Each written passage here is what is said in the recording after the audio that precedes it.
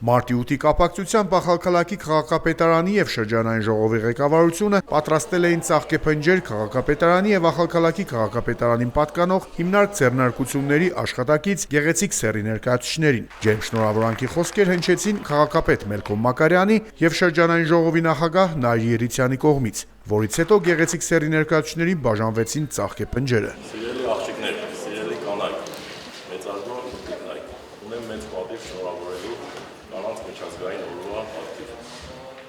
Իսրդան շնորհավորում եմ բոլորիդ մարդիկ, ցանկանում եմ անսահման սեր, երջանկություն, լինեք միշտ բախտավոր, լինեք միշտ սիրված, շրջապատված ձեր սիրող մարդկանցով, ձեր դեմքի փայլը թող երբեք չխանգարի։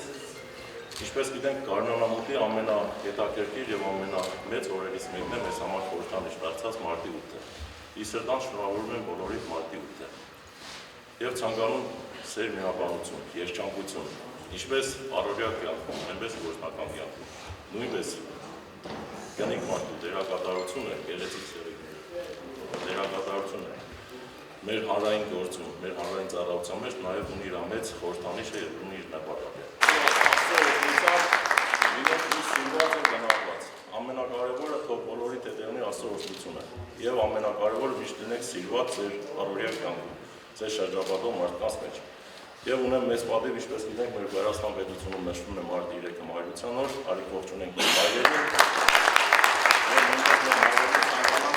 ամենալավ, ամենաթանկի եւ ամենաանդավաճան մարդկանց համար։